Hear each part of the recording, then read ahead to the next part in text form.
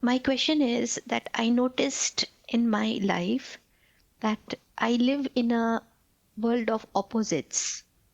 Like there is crying and laughter, there is peace and you can say anger, and then there is again, I mean, it's always full of opposites. Like I have to detox myself.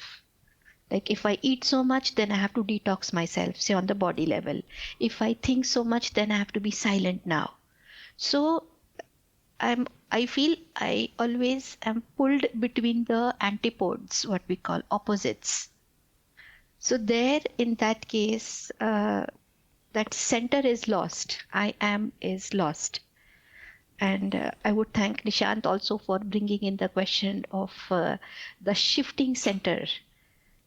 Because when I'm talking, I feel I am. When I'm working, many times I feel that yes, I am. And but it's very soon I lose this. Like this, I am is for a very less time, and then it loses its center, and my center changes again. So how to be that I am in this world of opposites? Because somewhere I felt that I cannot escape. I gave up the idea of escaping this world of opposites. So can you please help me in this? Yeah. It is very true what you said, that like that shifting center. Basically, shifting center means relative center.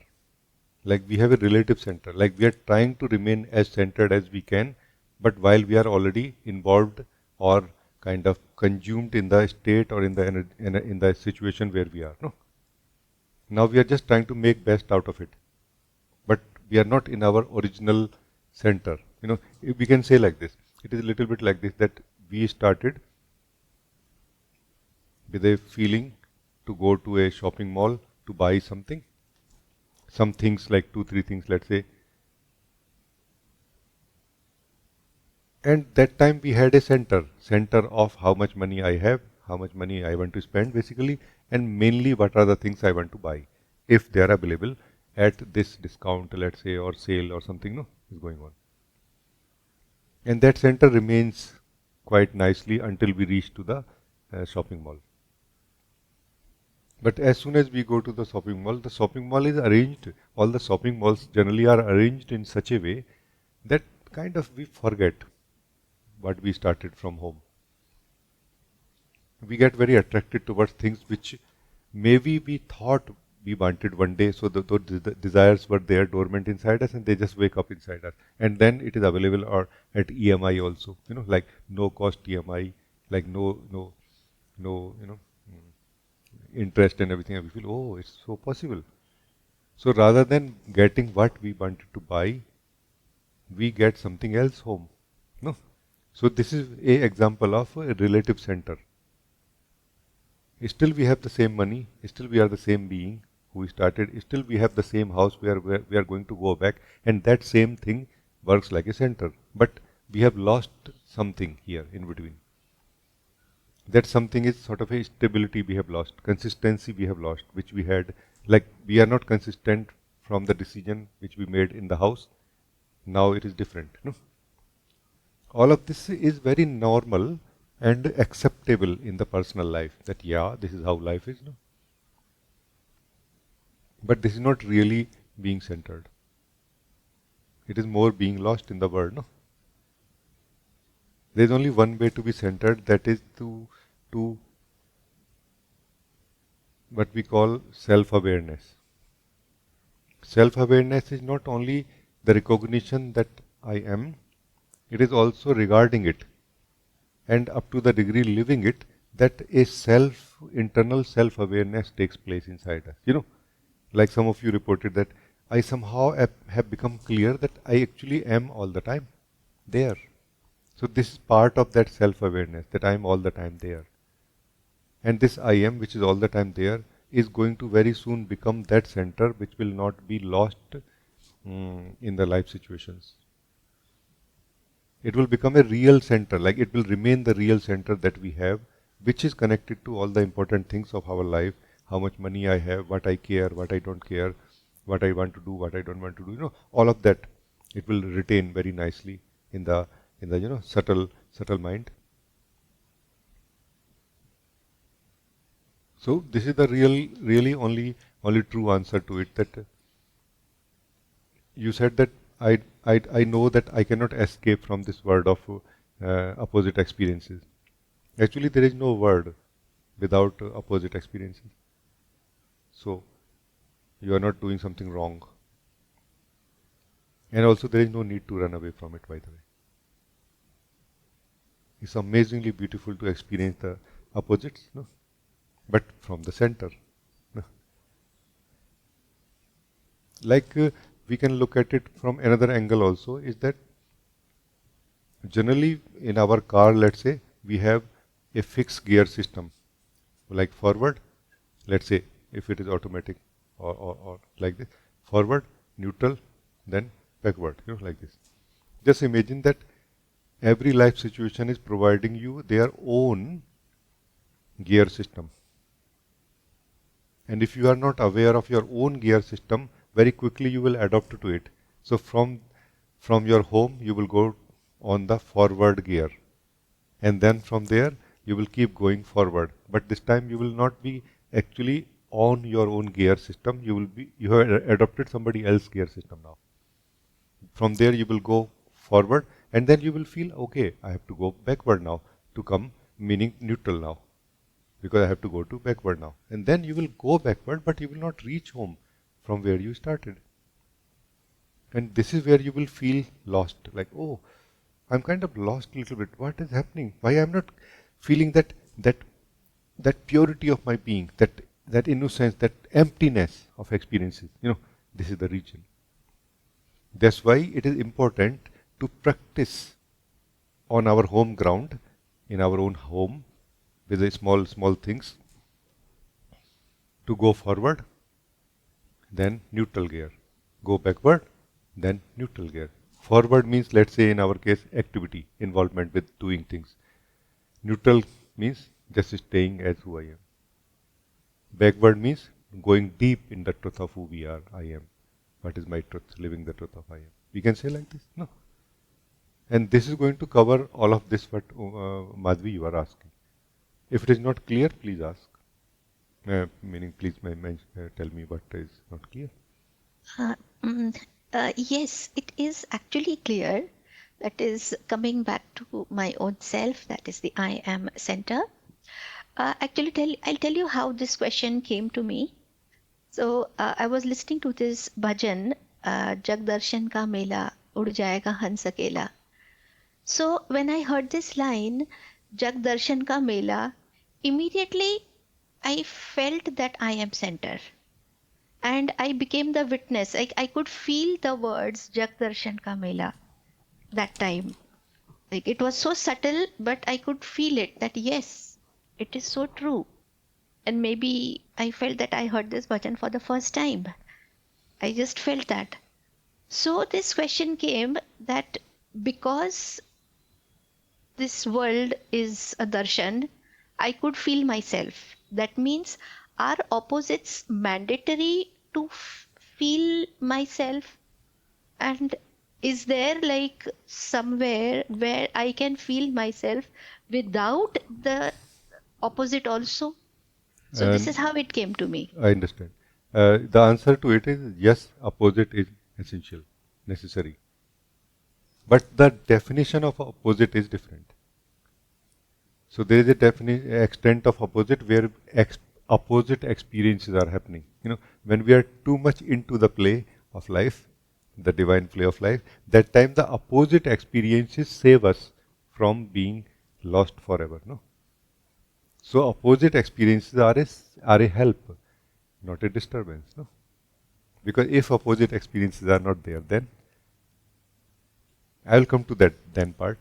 So opposite experiences, happiness, unhappiness, pain, pleasure, they are a help, to keep us in the middle or to keep us free from them.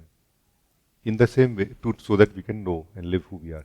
In the same way, now let's say, when we are relatively free from them, like now we are able to see the happiness and unhappiness in the same way up to some degree. Like we are able, like part of ourselves remains untouched by happiness also and unhappiness also. This is where we have started living in the middle of both. That time is time to wake up more. What is more? The more is as a whole, not opposite experiences, opposite of each other, but as such, all the experiences opposite of the experiencer.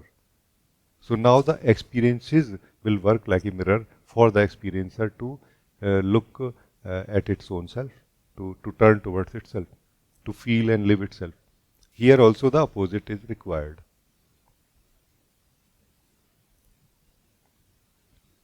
No? So yes, opposite is necessary to live who we are. Without opposite, we cannot live the truth. Meaning the supreme self, oneself, can live without the opposite and does live without the opposite, but we cannot. The whole purpose of the duality is this, to create the opposite, like a mirror. However, the self is one, always. So, Madhvi, is this clear? Very clear, Ji. Thank you. Thank you so much. This was so beautiful. Thank you. So, if you see in this picture, there is no place for suffering here. Have you noticed? There is no place for suffering, bondage, misery. From where that comes then? It comes from ignorance, no? It comes from that believed in knowledge. Meaning knowledge which we don't have, but we believe we have, or we depend on. Right. So just keep verifying our knowledge that we really have, whether we have it or not, how true it is now. How true it is now also is important part. Maybe it was true that time, but not true now. Like most of our childhood knowledge was true that time, but not true now, or not relevant now. For us, not for us. No. For other children may be useful, but for us maybe not. So keep updating, verifying, validating our knowledge is the way to remain free and contemporary and connected to the truth of who we are also. Yeah.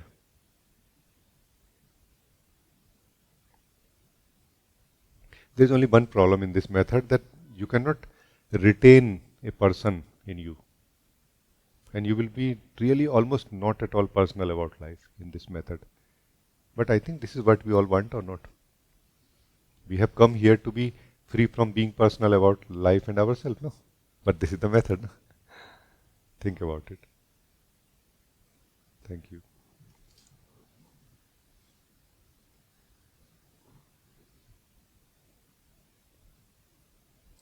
Mila, you wrote, it is amazing. I just realized that my ground is that silence, this emptiness. This is my true center. Thank you for this exploration. Thank you for your guidance. Oh, so nice. When, Mila, you have discovered that this silence is my myself, my ground, this emptiness is my ground, no? Is this emptiness less true than anything which is not empty in front of it, or more true? This is the question. If this emptiness which you feel you are is more true than anything that is in front of it or in it, then yes, it is a true knowledge of who we are. No? If it is equally true than anything else, then it is more of a desire of the self to escape from the clutteredness of the world. No? And this is not true emptiness yet. True emptiness will not let any objects to be there very soon. It will convert everything into emptiness. Meaning it will be discovered that everything is made of emptiness only. If this is true emptiness, everything will become emptiness also very soon. Body, mind, thoughts, feelings, they are all made of that same emptiness that I am. So I hope that You are alert enough, like this.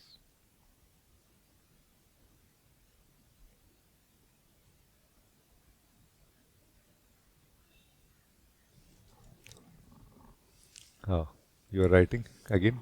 It is like the only true that I have. It feels like this. Okay, fine then. Very, very good. Then it's fine. Because many times we are searching for emptiness inside us like a vacation, like a holiday, like a escape from urban life, like a escape from noise of the mind also.